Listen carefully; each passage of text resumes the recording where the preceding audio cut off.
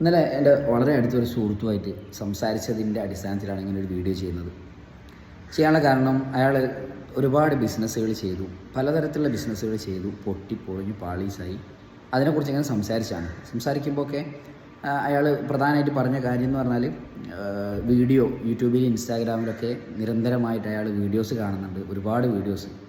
ബിസിനസ്സുകാർ ശീലിക്കേണ്ട കാര്യങ്ങൾ, എങ്ങനെയൊക്കെ ചെയ്യാം, എന്തൊക്കെ ബിസിനസ് തുടങ്ങാം, എവിടെ നിന്നൊക്കെ സാധനങ്ങൾ പർച്ചേസ് ചെയ്യാം, 5000 രൂപക്ക് തുടങ്ങാം, 10,000 രൂപക്ക് തുടങ്ങാം എന്നൊക്കെ പറഞ്ഞിട്ട് സ്വന്തമായിട്ട് അയാൾ ഒരുപാട് ബിസിനസ്സുകൾ തുടങ്ങി.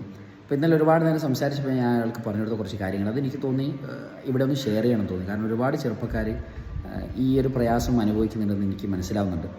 പലപ്പോഴും നമ്മൾ കാണുന്നുണ്ടല്ലോ, നമ്മളെ പരിസരത്തുള്ളതും നമുക്ക് പരിചയത്തിലുള്ള ആളുകളും നമ്മൾ കാണുന്നുണ്ട്. നമ്മൾ ബിസിനസ് ചെയ്യുന്ന ചെറുപ്പക്കാർ ഇപ്പോൾ കൂടുതലാണ്, മുമ്പത്തേക്കാൾ ഒരുപാട്.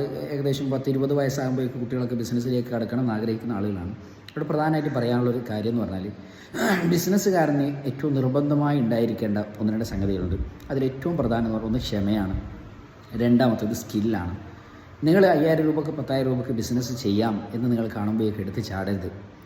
അതിനെക്കുറിച്ച് കൃത്യമായ ധാരണ വേണം, നിങ്ങൾക്ക് സ്കില്ല് വേണം. നിങ്ങൾക്ക് ഏത് ഏരിയയിലാണോ സ്കില്ലുള്ളത്, നിങ്ങൾക്ക് എന്തിലാണോ കഴിവുള്ളത്, എന്തിലാണോ അറിവുള്ളത്, എന്തിലാണോ നിങ്ങൾക്ക് കൂടുതൽ എഫേർട്ട് എടുക്കാൻ കഴിയുക, എന്താണോ കൂടുതൽ നിങ്ങൾക്ക് മാനേജ് ചെയ്യാൻ പറ്റുന്ന ഏരിയ, ആ ഏരിയയിൽ മാത്രമേ നിങ്ങൾ ബിസിനസ് ചെയ്യാൻ പാടുള്ളൂ. അത് എന്ത് ബിസിനസ് ആയാലും, ഈ ബിസിനസ് അല്ല നിങ്ങളൊരു ജോലിയാണ് അന്വേഷിക്കുന്നത്, ജോലിയാണ് നിങ്ങൾ തിരഞ്ഞെടുക്കാൻ ഉദ്ദേശിക്കുന്നത് എങ്കിലും ഈ ഒരു റൂള് നിർബന്ധമായിട്ട് പാലിക്കാൻ ശ്രമിക്കുക. നിങ്ങളുടെ സ്കില്ല് ബേസ് ചെയ്തുകൊണ്ട് മാത്രം നിൽക്കുക. നിങ്ങളതല്ലാതെ 5000 ഇൻവെസ്റ്റ് ചെയ്താൽ നിങ്ങൾക്ക് ഇത്ര ലാഭം ഉണ്ടാക്കാം, അല്ലെങ്കിൽ ഇന്ത്യയിൽ അല്ലെങ്കിൽ കേരളത്തിൽ ഏറ്റവും കൂടുതൽ ബിസിനസ് സാധ്യതയുള്ള ഒരു ഏരിയ ഇതാണ് എന്നൊക്കെ പറഞ്ഞിട്ട് ചില ചുരുങ്ങിയ ബിസിനസ് ചെയ്യുക എന്നൊക്കെ പറഞ്ഞിട്ട് പരസ്യങ്ങൾ കണ്ടിട്ട് അത് നിങ്ങൾ ചെയ്യാൻ നിൽക്കരുത്. നിങ്ങൾക്ക് പൂർണ്ണമായി നിങ്ങളുടെ കഴിവിൽ വിശ്വാസമുള്ള ഒരു ഏരിയയിൽ മാത്രം നിങ്ങൾ ബിസിനസ് ചെയ്യാൻ ശ്രമിക്കുക. അപ്പോൾ തന്നെ നമുക്ക് ഒരുപാട് വിജയം കൈവരിക്കാൻ കഴിയും. നിങ്ങൾക്ക് ഒട്ടും പരിചയമല്ലാത്ത ഏരിയയിൽ നിങ്ങൾ പൈസ ഇൻവെസ്റ്റ് ചെയ്താൽ നിങ്ങളുടെ സമയവും പണവും ഒക്കെ നിങ്ങൾക്ക് നഷ്ടമാവും. പ്രധാനമായിട്ട് ശ്രദ്ധിക്കുക. രണ്ടാമത്തെ കാര്യം എന്ന് പറഞ്ഞാൽ ക്ഷമയാണ്. ഒരു ബിസിനസ്സുകാരന് നിർബന്ധമായിട്ട് ഉണ്ടായിരിക്കേണ്ട കാര്യം ക്ഷമയാണ്. നിങ്ങൾ ഒരു തവണ ബിസിനസ് ചെയ്യുമ്പോഴേക്ക് പരിശ്രമിക്കുന്ന സമയത്തേക്ക് നിങ്ങൾ വിജയിക്കും എന്നുള്ള ധാരണ നിങ്ങൾ മാറ്റുക.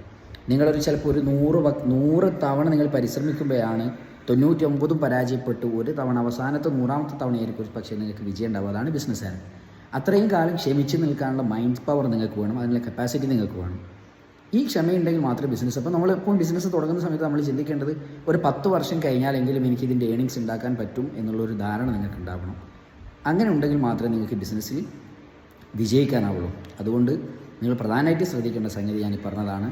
ബിസിനസ് ഇൻവെസ്റ്റ് ചെയ്യുന്ന സമയത്ത് നിങ്ങളുടെ സമയവും നിങ്ങളുടെ സ്കില്ലും നിങ്ങളുടെ ക്ഷമയും ഒക്കെ അടിസ്ഥാനമാക്കിയേ നിങ്ങളൊരു ബിസിനസ്സിലേക്ക് ഇറങ്ങാൻ പാടുള്ളൂ എന്നുള്ള കാര്യം പ്രത്യേകം ശ്രമിക്കുക. അതാകുമ്പോൾ നിങ്ങൾക്ക് ഒരുപാട് പരാജയങ്ങൾ വരുമ്പോൾ നിങ്ങൾക്കത് ഉൾക്കൊള്ളാൻ കഴിയും.